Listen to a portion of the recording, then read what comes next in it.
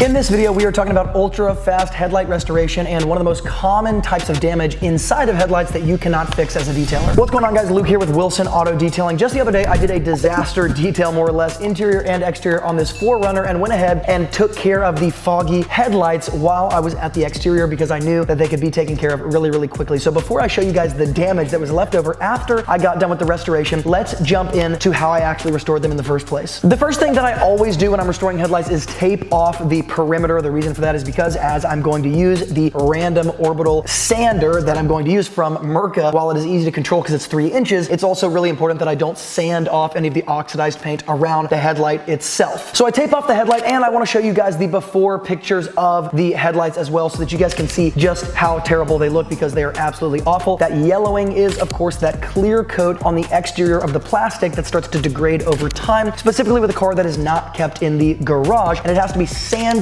off and then polished away. Now, as I get into sanding these headlights, the very first sanding disc I'm going to use is a 1500 grit sanding disc with about a 1/2 inch foam interface on my Mirka Palm Sander. This Mirka Palm Sander is the all-time headlight restoration tool. It trumps every other tool out there. I would never suggest getting anything else, and I do not suggest trying to restore headlights by hand because it takes absolutely forever, and when you're dealing with headlights that are this bad, you are never going to be able to restore them by hand quickly, and they're going to look relatively terrible when you're done. You need that even pressure, you need the 1/2 inch foam interface, and you need to be able to start with a higher grit to make your life just a little bit easier, like 1500 grit, and you can do that if you've got a really effective tool that is not your hand. So I'm using the Mirka 3-inch palm sander with the 1500 grit first. Then, when I hose all of it off, I want to show you guys what the in-between looks like from the before picture of the headlight to after I get done with the 1500 grit and I've hosed off all that excess clear coat. The reason why I think it's important to take a look at what it looks like before and then after the 1500 grit is because you can see, even with the 1500 grit, we're already back to a normal looking headlight, and that probably took me about 2 to 2.5 minutes with the 1500 grit disc. So in other words, we have sanded off all of the yellowing oxidation, and it's starting to look really, really good. Now, the next thing I'm going to move into is the 2000 grit disc with my same palm sander and 1/2 inch foam interface. One of the reasons why it's really important to have a 1/2 inch foam interface here is because if you don't have that even distribution of pressure that a 1/2 inch foam interface allows you to get, whether you're pushing or pulling, it kind of distributes the pressure evenly. Oftentimes, if it's just a bare film disc, when you're done, even after you're polishing, you're gonna see certain parts of the headlight that look almost a little warped and the other ones don't so much, and it kind of looks like this hologrammy feel, and that's because the pressure was not evenly distributed. And while you did get the same exact cut in terms of the sanding marks, you didn't necessarily get a very even application of pressure, and some of them are a bit deeper into the clear coat. In other words, some of the plastic actually got kind of stripped away while others didn't, okay? And it leaves this kind of hologrammy, kind of rotary polishing look that you don't want. Now, I want to show you guys what it looks like after the 2000 grit, because you're starting to see we're getting really, really, really refined, and honestly, while it's wet, it kind of looks like a restored headlight, but it, of course, isn't. We're gonna have to polish it here in just a second. The other thing I want to bring your attention to is on the top of the headlight, you can see a little bit of cloudiness. I'll revisit that in just a second, but finally, we're going to finish with a 3000 grit sanding disc. Again, this is a Trizac disc. I've got the same sanding tool attached and the 1/2 inch foam interface, and I'm not spending any time with the 3000. I've got it on about a medium speed, and I'm simply running over the headlight really quickly. All I'm trying to do with the 3000 grit disc here is simply create a uniform 3000 grit scratch pattern so that my polishing phase is just a little bit easier on me. I could have stopped at 2000, but with headlights, they do tend to be a little bit finicky, especially if you're finishing with a DA or a forced rotation rather than a rotary, which I am, and so the 3000 just makes things really, really easy. Now, finally, I am pulling out my forced rotation flex cordless polisher. I'm using a foam medium cut polishing pad. It's a 5-inch backing plate, and I am using Meguiar's 205, not 105, not some heavy cutting polish, nothing like that. The reason why I suggest a forced rotation for headlights if you're not going to use a rotary is because when you're using a DA on headlights, often you can take too much time and really not get the exact results you want, because it is hard not to stall given the shape and all of the different ways you have to move the polisher when you're working on a headlight. It is not a flat hood or a flat panel, and because of that, the forced rotation eliminates any possibility of stalling, and so in my opinion, you get that grit and the power of a rotary with the safety of a DA. Now, I want to go ahead and pull you guys in for the final after result of this left headlight when I'm facing the car, and you can see how amazing it looks. I want to draw your attention to the top area of the headlight, because on that top area, we have got some interior liquid, some interior condensation. This happens for all sorts of reasons. One of the primary reasons is that when you buy a new car, the headlight is often sealed shut, and it's not until about 3 or 4, 5 years into owning the the car, where of course the vibrations of the road, the wear and tear of just driving it on a daily basis, the heat of the engine starts to break some of that watertight sealing of a headlight. And if we're going to restore it to complete perfection, we would have to remove the headlight, wipe off the interior condensation, put it back on, re-seal it. In this case, we're not doing that, and so we're left with some condensation at the top part of the headlight. Though the exterior looks fabulous and is totally restored, you still see a little bit of damage. Now you can see the left headlight versus the right headlight, how different those two look. It's kind of nice to see in real time. That's what it looked like before, that's what it looks like after. And so that's the type of restoration we can get with some very simple sanding. Now for any detailers who do not have the Mirka Palm sander, I suggest any dual action 3-inch tool specifically. So something like the PXE 80 from Flex or the Rupes 3-inch corded polisher. These are all fantastic sanding options for headlight, and it just makes sense. I'll link up all of the tools and products I used in this video in the YouTube description box below. And of course, if you're interested in grabbing the entire list of tools and products I suggest, including master dilution ratio charts, discounts to these products, and a bunch of other stuff, check out my free resource, the Pro Detailing Toolbox, in the YouTube description box below.